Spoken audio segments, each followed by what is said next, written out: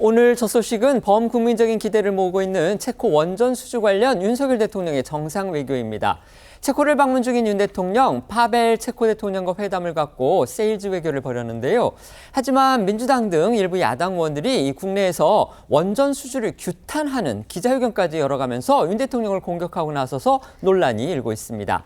대통령실과 정부는 국익을 저해하는 행위라면서 이례적으로 강하게 반박하고 나섰습니다. 네, 윤 대통령은 오늘 이 페트르 파벨 체코 대통령과 정상회담을 갖고 이 한국수력 원자력의 체코 신규 원전 건설 사업에 대해 논의를 한 뒤 기자회견을 열었습니다.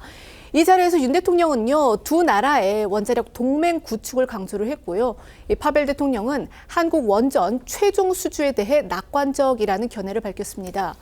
또 이 파벨 대통령은요, 특히 이 한국과의 원전 협력이 다른 유럽 국가들로 확대될 가능성이 크다라고 믿는다라고도 했는데요.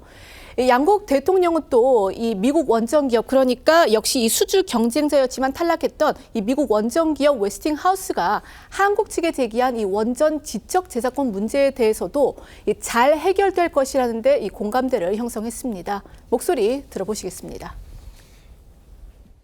지재권 문제에 대해서 한국과 미국 양국 정부는 원전 협력에 대한 확고한 공감대를 서로 공유하고 있습니다. 우리 정부도 한미 기업 간의 원만한 문제 해결을 지원하고 있습니다. 이 문제는 UAE 바라카 원전 때처럼 잘 해결될 수 있을 것이라고 저희는 믿고 확신하고 있습니다. Ale jsme připraveni i v nejhorším případě na variantu, že by k ní dojít nemuselo. Ale jak říkám, ta pravděpodobnost je velice malá. 원전 수주 계약이 최종 성사가 되면요, 우리나라의 원전 기술을 전파를 하고 또 수조원에 돈을 벌어들일 수 있는 거, 결국 이제 국익을 키울 그런 기회가 될 겁니다. 하지만 야당 의원들 규탄 기자회견까지 열었습니다. 이런 식으로 제동을 걸고 나선 이유 도대체 뭔지 소개해 주시죠. 규탄 기자회견에 나선 민주당과 조국혁신당 의원들의 주장은요, 정부의 체코 원전 수주가 무리한 수출이라는 겁니다. 덤핑 수주 의혹을 제기하며 전면 재검토도 주장하고 나섰고요.